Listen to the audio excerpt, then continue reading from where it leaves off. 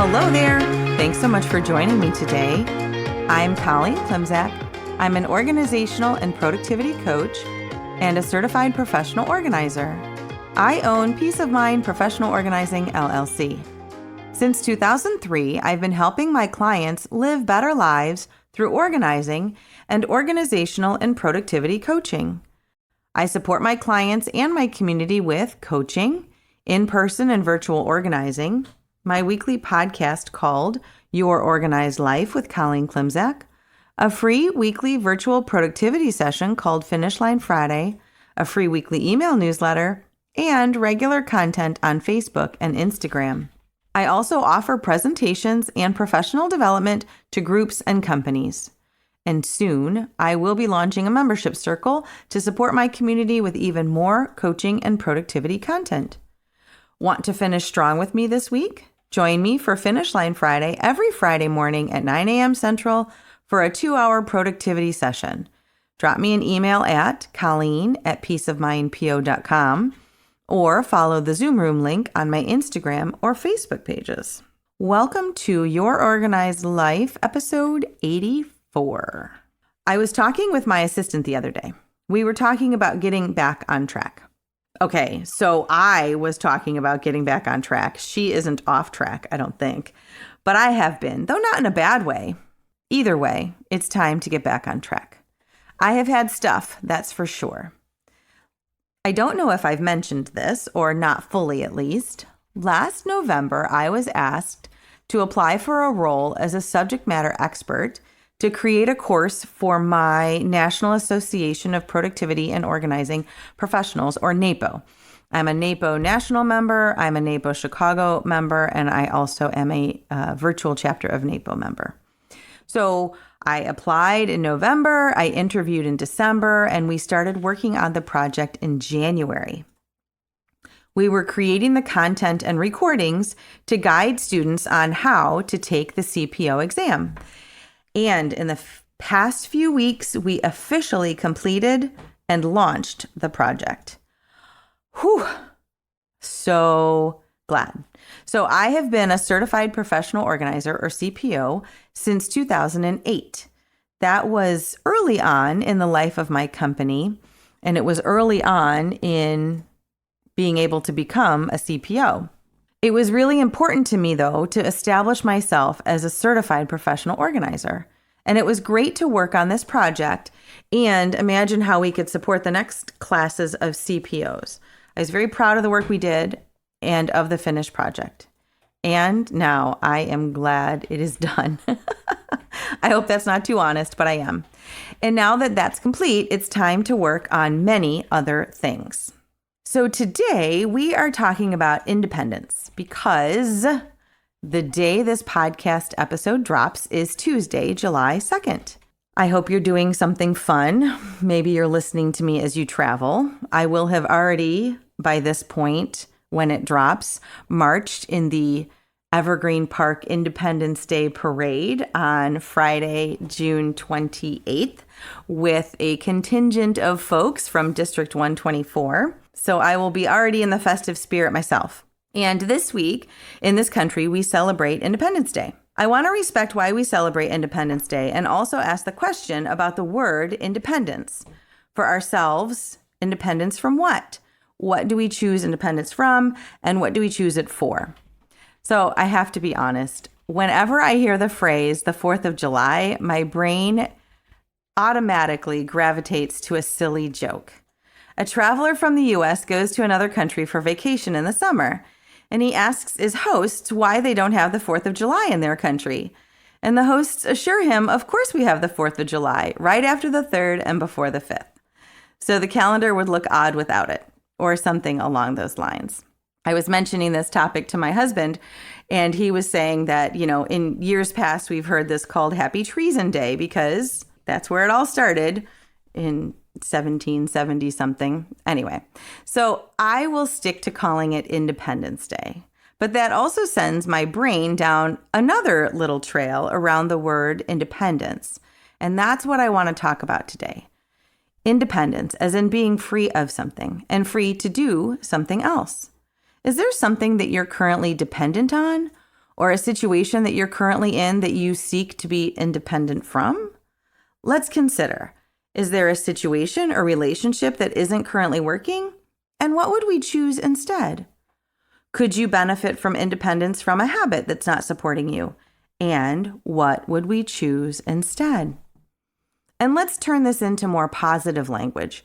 Perhaps it's not independence from something, but instead something that you'd like to see improved or enhanced. As in, if I made these positive changes, I could be independent to do X, Y, or Z. Right. Whatever that looks like for you. Independence Day. As I consider independence, I'm reminded that sometimes we don't even realize what we're dependent on. Is it more likely we haven't identified the habits or things that we need independence from, and less likely that there just aren't any? That is very unlikely that there isn't something we couldn't change. Perhaps it's a mindset, a way of thinking that isn't serving us. We start with knowing what it looks like when we're being our best selves. We identify what's keeping us from being our best selves. We break down those things keeping us from being our best selves.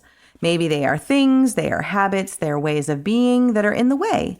And we take action to change them. And we start the process over and over again. And that's okay. We can always be learning and improving. So I'll ask the question again. What is it that you need to become independent from? And what are we using our independence for? As both an organizational coach and a certified professional organizer, let's use independence from our stuff as an example.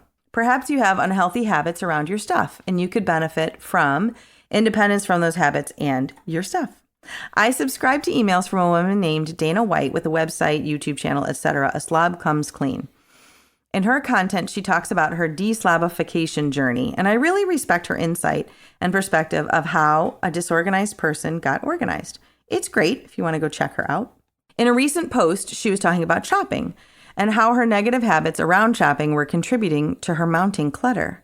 She mentioned that she used to go to garage sales and fill up the car all the time with more stuff because she was waiting for stuff to be the answer to her life questions.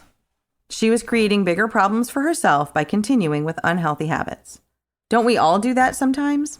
I think we do. So she realized to break free from the stuff, she also needed to be less dependent on the habits around acquiring more stuff. If this was you or me in this example, we can see we need to break free of bad habits to become independent of our clutter.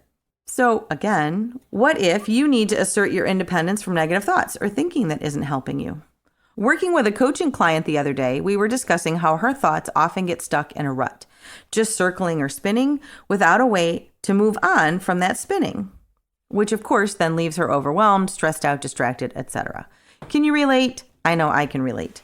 So this client was seeking independence from these swirling negative thoughts because she knew there was more happiness, peace, and calm to be found on the other side. She is sometimes unhappy, overwhelmed, distracted. She is super smart. She's accomplished professionally. She has a satisfying personal life, and she still needs independence from her current thinking habits. Again, can you relate? I know I can. So we worked it through. She expressed what's going on in her head. She recognized where she wants to go and how she wants to be, and she recognized that she isn't there yet. She also identified what was holding her back from happiness and peace, and that getting a handle on her swirling thoughts would give her the freedom to think how she wants to think. So anecdotally, we discovered together that writing down the thoughts that were swirling in her head would give her a chance to inspect and organize them and also make a record of her learning. So she wouldn't have to keep thinking the same thoughts over and over again. And she could think about something else instead. That sounds like independence to me. I will say that I have, over time, broken free of or become more independent from my perfectionist tendencies. So I realized that that way of being was not serving me at all. I struggled with perfectionism and therefore procrastination when my kids were really little. Time management was harder when they were little, and my responsibilities and my time were not my own. But I could change my tendencies, and that is what I managed to do. I'm no longer a perfectionist because honestly, who has the time? Was that quick? No. Was it easy? Probably not, but honestly, I don't remember.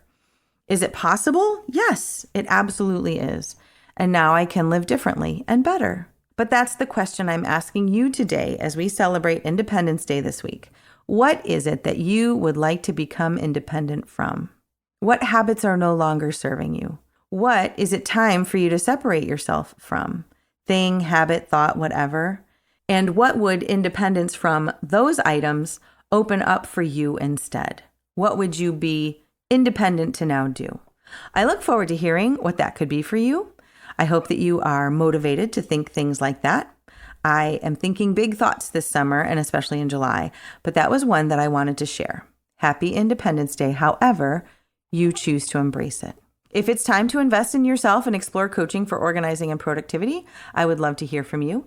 Drop me a line via email at colleen@peaceofmindpo.com or message me through any of my social media platforms like Facebook, Instagram, or LinkedIn.